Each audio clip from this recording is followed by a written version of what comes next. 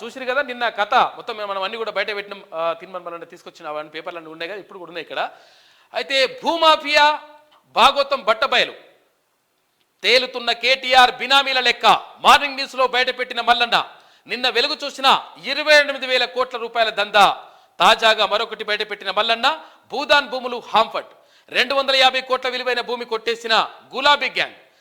IAS Naveen మిట్టలే ప్రధాన సూత్రధారి. ఎందుకంటే సీసీఎల్ఏకు మనోడు ఉన్నాడు, అసలు సెక్రటరీగా ఉన్నాడు. ఈ సీసీఎల్ఏలో ఉన్నటువంటి నవీన్ మిట్టల్ మొత్తం కథం చేసి పడేసిండు. వాడు ఇట్లా ఓకే అంటే ఓకే, కాదంటే కాదు, అట్లా దాంతో మొత్తం నాశనం అయిపోయింది. కేసీఆర్ ఫ్యామిలీకి కొమ్ము కాసిన అధికారులకు బిగిస్తున్న ఉచ్చు.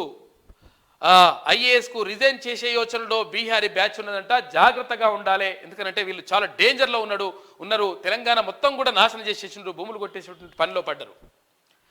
10 ఏళ్ల బీఆర్ఎస్ పాలనలో జరిగిన భూమాఫియా భాగోతం అంతా ఇంత కాదు. ప్రధానంగా కేటీఆర్ బినామీల పేర్లతో సాగించిన భూమాఫియా దందా ఒక్కొక్కటిగా వెలుగులోకి వస్తుంది. తన అధికార దర్పాన్ని అడ్డు పెట్టుకుని కేటీఆర్ అండ్కో సాగించిన అరాచకాలు అన్నీ ఇన్ని కావు. భూమాఫియా దందాలో కేటీఆర్కు కొమ్ము కాసిన కొంతమంది అధికారులు అవినీతి చిట్టా ఒక్కొక్కటిగా బయటకు వస్తుంది.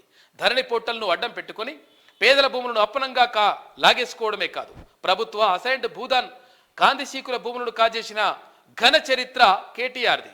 నిన్నటికి నిన్న క్యూన్యూస్ అధినేత తీన్మాన్ మల్లన్న ఏకంగా కేటీఆర్ అండ్కో ధరణి పోర్టల్ను అడ్డం పెట్టుకుని చేసిన 28,000 కోట్ల రూపాయల భూభాగోతాన్ని బట్టబయలు చేసిన సంగతి తెలిసిందే. అయితే తాజాగా మాజీ మంత్రి కేటీఆర్ మరో నయా మోసం వెలుగులోకి వచ్చింది.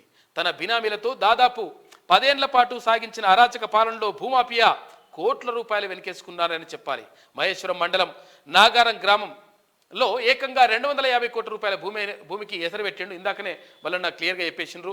కాబట్టి దీనిపైన మరి శ్వేతపత్రం అంటే కదా, శ్వేతపత్రం ఈ పత్రం విడుదల చేయి, నా లంగా పత్రం, దొంగ పత్రం, తర్వాత భూమాఫియా పత్రం అని చెప్పేసి ఒకటి విడుదల చేస్తే మంచిగా ఉంటుంది. కేటీఆర్ గారు రామన్న జై ఈ పని చేయి, తెలుస్తుంది నీకు.